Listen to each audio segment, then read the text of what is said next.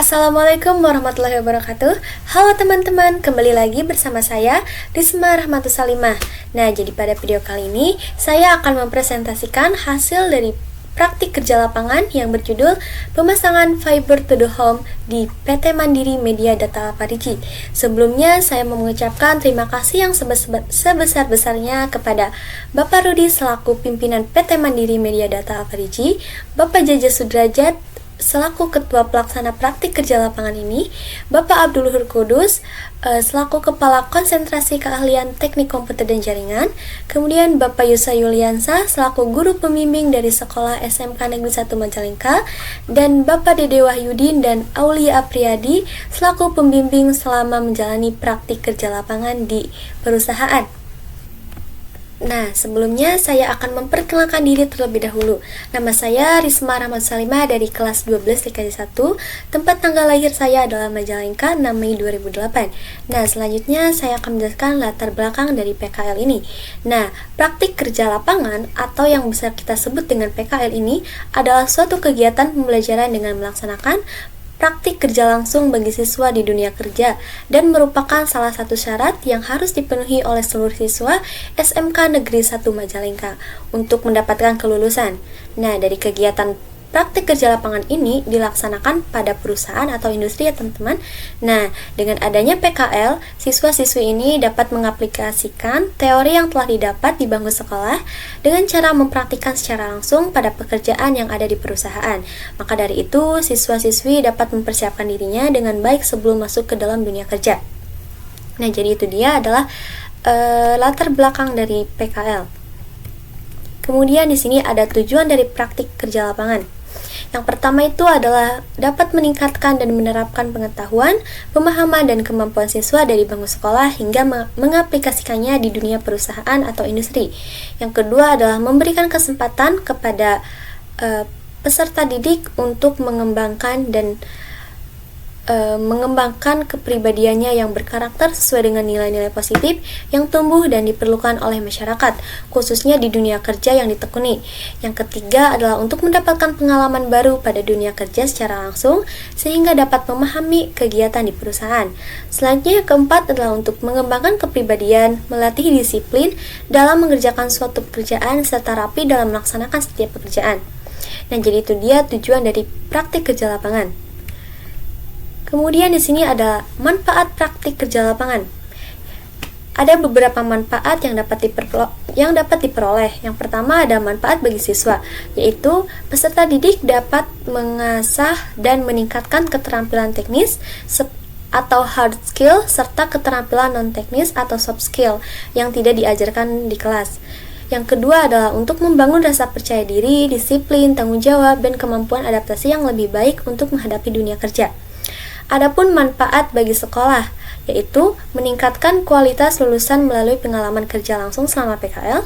Selanjutnya ada untuk memperkuat pendidikan karakter siswa, khususnya nilai-nilai karakter berbasis masyarakat yang tumbuh dari budaya industri. Adapun juga manfaat bagi perusahaan, yaitu untuk mendapatkan calon tenaga kerja yang berkualitas sesuai dengan kebutuhan perusahaan. Kemudian untuk mendapatkan ide-ide baru dari siswa yang sedang menjalani PKL untuk menciptakan dan mengembangkan produk. Nah, selanjutnya ada lokasi, waktu, dan tempat pelaksanaan. Jadi, untuk lokasi dan tempat selama saya menjalani PKL yaitu di PT Mandiri Media Data Alfarici, yaitu yang beralamat di Perumahan Grand Rahayu Residence Blok G nomor 14, Simpere, Majalengka, Jawa Barat. Nah, jadi untuk waktu pelaksanaannya yaitu berlangsung selama 5 bulan, yakni dimulai dari tanggal 1 Juli sampai dengan tanggal 30 November. Nah, selanjutnya ada gambaran umum mengenai perusahaan atau instansi.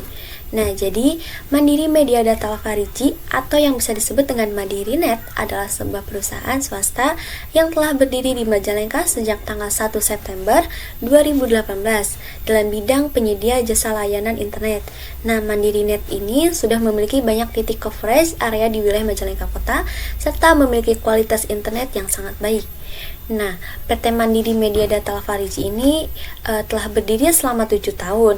Hingga sekarang perusahaan ini dipegang oleh Bapak Rudi yang berlokasi di Perumahan Grand Rahayu Residence Blok G nomor 14 Simpere Majalengka, Jawa Barat. Nah, pada tahun 2023, Mandiri Net ini telah menyebar luas di Majalengka. Kemudian di sini ada visi dan misi perusahaan, yaitu visinya menjadi perusahaan yang handal, terpercaya, inovatif, dan solutif di bidang teknologi informasi dan komunikasi. Kemudian adapun misinya, yang pertama adalah memberikan solusi dan kemudahan untuk bisnis para pelanggan dengan memanfaatkan inovasi terbaru dan berkontribusi kepada pembangunan sumber daya manusia modern. Yang kedua adalah mengembangkan dan memperluas jaringan internet untuk meningkatkan aksesibilitas dan kecepatan. Yang ketiga adalah meningkatkan kesadaran dan literasi digital di kalangan masyarakat. Yang keempat adalah meningkatkan keamanan dan privasi pengguna internet melalui pengembangan teknologi dan kebijakan yang efektif. Nah, jadi itu dia visi dan misi dari perusahaan. Nah, kemudian di sini ada struktur organisasi dari perusahaan. Untuk direktur utamanya yaitu dipegang oleh Bapak Rudi MPD. Kemudian untuk head networknya yaitu Bapak Dede Wahyudin. Kemudian di sini ada admin yaitu Muhammad Zaki Muhyiddin. Kemudian untuk teknis lapangannya yaitu Aulia Apriyadi dan Rizky Maulana Hasbi. Nah, kemudian di sini ada dasar teori dari FTTH. Yang pertama ada pengertian dari FTTH itu sendiri. Apa sih FTTH itu? Nah, jadi FTTH itu atau Fiber to the Home adalah teknologi jaringan akses yang menggunakan serat optik sebagai media transmisi dari pusat penyedia layanan atau provider hingga langsung ke rumah pelanggan dari pusat penyedia layanan, rumah atau kantor. Nah, cara kerjanya itu, data itu dikirimkan dalam bentuk cahaya melalui serat optik, di mana cahaya yang masuk akan dipantulkan berulang kali di dalam inti serat optik. Nah, sedangkan apa sih itu serat optik? Nah, dari serat optik itu sendiri, yaitu salah satu media transmisi yang mempunyai kecepatan transfer data yang sangat tinggi. Nah, cahaya akan diperoleh dari proses memodulasi sinyal informasi dalam bentuk digital ke dalam suatu komponen sumber optik. Nah, untuk arsitektur jaringan FTTH itu sendiri yaitu menggunakan arsitektur PON atau Phased Optical Network, yaitu jaringan yang menggunakan komponen pasif atau non-listrik seperti splitter ya teman-teman. Nah, untuk alur sinyalnya di sini ada OLT, kemudian dari OLT ke ODC. Kemudian dari ODC di sini ada splitter. Nah, dari splitter kemudian menggunakan drop core atau kabel ya teman-teman. Nah, kemudian ke ONT atau yang bisa disebut dengan modem ya teman-teman di rumah pelanggan itu sendiri.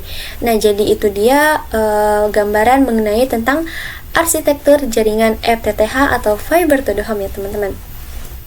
Nah, selanjutnya di sini ada komponen perangkat jaringan FTTH. Yang pertama ada Optical Line Terminal atau yang bisa disebut dengan OLT ya teman-teman. Nah, OLT ini adalah singkatan dari Optical Line Terminal, yaitu sebuah perangkat utama di pusat jaringan penyedia layanan internet atau ISP yang berfungsi sebagai titik akhir dalam jaringan optik pasif atau PON. Nah, OLT ini mengubah sinyal dari ISP menjadi sinyal optik yang dikirimkan melalui kabel serat optik dan mengontrol komunikasi antara ISP dan pelanggan. Selanjutnya di sini ada ODC.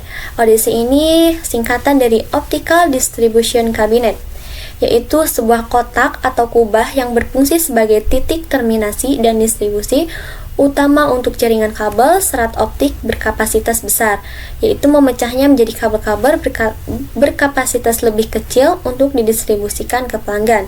Kemudian di sini ada kabel distribution, yaitu kabel fiber optik yang berfungsi untuk mendistribusikan sinyal ke area yang lebih kecil. Nah, biasanya menghubungkan ODC ke ODP dalam FTTH ya teman-teman. Nah, kemudian di sini ada Optical Distribution Point atau ODP. Nah, ODP ini sebagai titik terminasi kabel drop optik ke arah pelanggan. Nah, selanjutnya di sini ada Indoor Fiber Optic Cables atau patch core. Nah, yaitu kabel fiber optik dengan panjang tertentu dan konektor di ujungnya yang digunakan untuk menghubungkan perangkat telekomunikasi.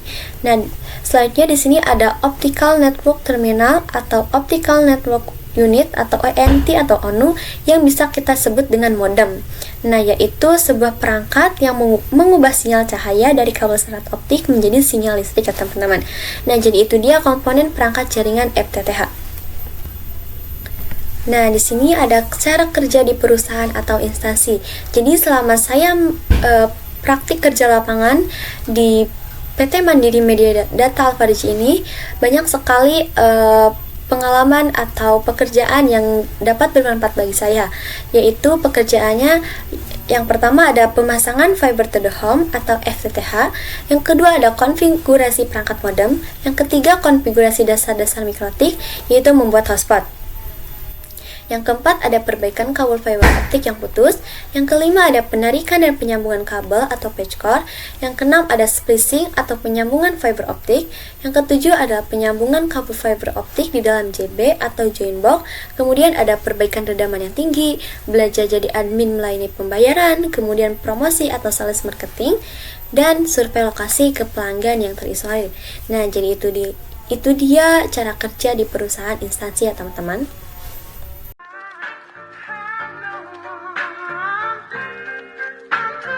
Giliran buat teknik semangat banget.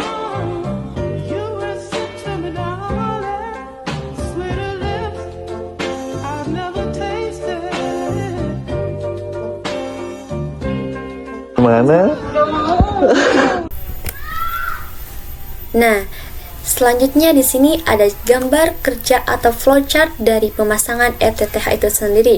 Yang pertama di sini ada start, kemudian kita survei lokasi, kemudian pengecekan port ODP, kemudian pemasangan kabel serat optik, kemudian splicing dan terminasi, kemudian uji coba serat. Setelah itu pemasangan komponen perangkat modem. Setelah itu kita aktifasi perangkat dan tanyakan pembayarannya, kemudian selesai atau finish ya teman-teman. Nah, untuk lebih lanjutnya di sini saya akan menjelaskan lebih rincinya. Yang pertama, lakukan survei lokasi, yaitu lakukan survei lokasi dengan cermat untuk mempermudah dan mempercepat pemasangan.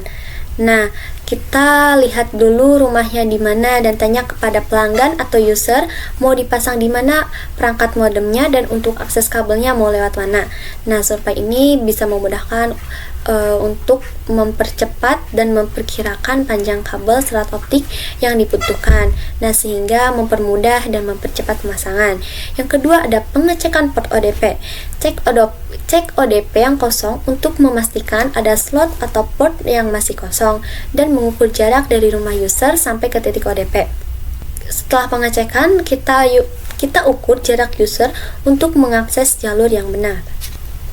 Selanjutnya ada pemasangan kabel serat optik.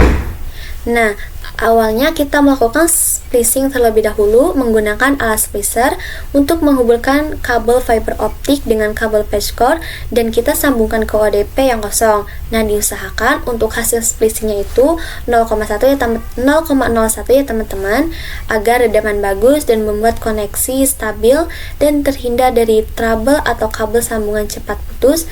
Dan setelah dicolokkan ke ODP, ditali kabelnya di tiang listrik. Nah, setelah ditali kita tariklah sampai ke rumah user dan splicing lagi kabel fiber optik dan patchcore-nya. Nah, selanjutnya ada splicing dan terminasi, yaitu melibatkan penggabungan serat-serat dengan menggunakan peralatan khusus untuk memastikan koneksi yang mulus. Nah, setelah terhubung, serat-serat tersebut dipotong di kedua ujungnya menggunakan konektor ya teman-teman. Selanjutnya uji coba serat. Nah, uji coba serat ini sangat penting ya teman-teman untuk melakukan pengujian menyeluruh.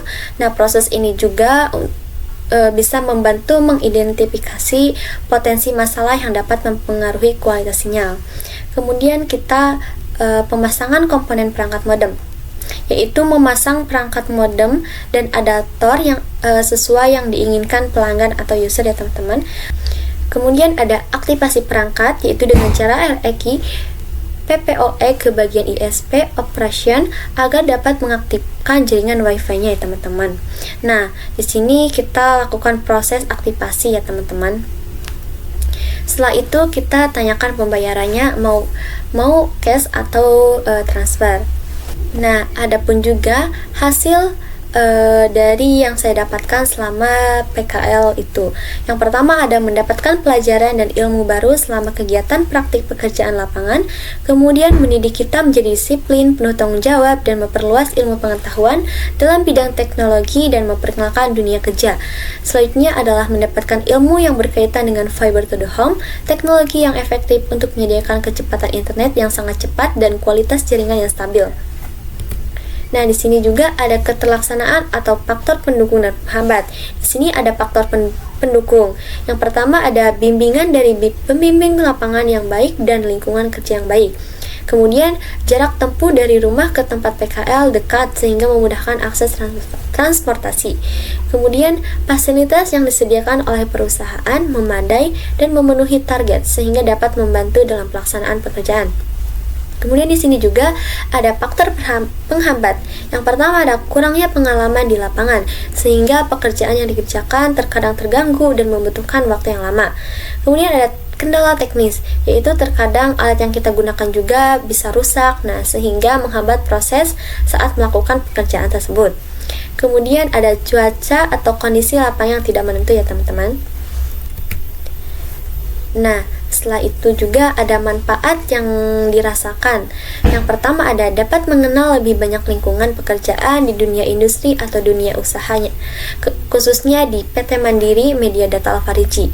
Kemudian dapat mengenali suatu pekerjaan industri di lapangan, sehingga setelah selesai dari sekolah menengah kejuruan atau SMK, dapat mandiri dan terjun ke lapangan kerja industri, sehingga dapat memandang suatu pekerjaan yang tidak asing lagi. Kemudian yang ketiga ada menumbuhkan rasa tanggung jawab, disiplin, serta etos kerja. Dan setelah itu juga mendapatkan pengetahuan yang belum pernah diajarkan di bangku sekolah ya teman-teman. Nah, jadi kesimpulan, selama kegiatan PKL ini penyusun memperoleh wawasan mengenai cara mengidentifikasi, mendiagnosa, dan melakukan perbaikan mengenai jaringan internet, serta belajar mengenai kedisiplinan, tanggung jawab, dan kerja sama tim. Nah, selain itu juga PKL ini juga melatih penyusun untuk lebih mandiri dan mampu beradaptasi dengan lingkungan kerja profesional.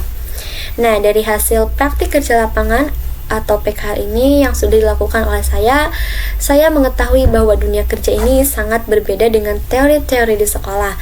Dalam dunia kerja diperlukan disiplin dan tanggung jawab yang tinggi, karena di dunia kerja bukan hanya untuk kepentingan pribadi, tetapi menyangkut dengan orang lain yang menggunakan jasa kita.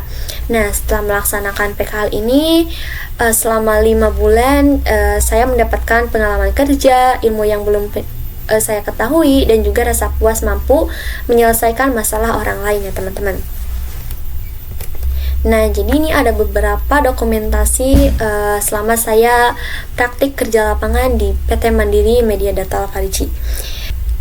Nah, di sini ada latihan proses penalian kabel di tiang. Kemudian selanjutnya di sini saya sedang mengukur jarak menggunakan OTDR dari server. Kemudian di sini saya sedang melakukan splicing. Setelah itu di sini saya sedang mengecek redaman menggunakan OPM. Di sini juga saya sedang meregistrasi modem, dan untuk yang terakhir di sini sedang melakukan tes mikrotik ya teman-teman. Nah, jadi itu dia presentasi selama saya melaksanakan praktik pekerjaan lapangan atau PKL selama 5 bulan ini, dan saya mau mengucapkan terima kasih atas sebesar-besarnya kepada pihak yang terkait dengan pelaksanaan praktik pekerjaan lapangan ini, dan semoga dapat bermanfaat bagi semuanya. Nah, jadi sekian presentasi praktik pekerjaan lapangan ini dari saya. Mohon maaf bila dalam menyampaikannya banyak kesalahan dan kekeliruan. Terima kasih. Wassalamualaikum warahmatullahi wabarakatuh.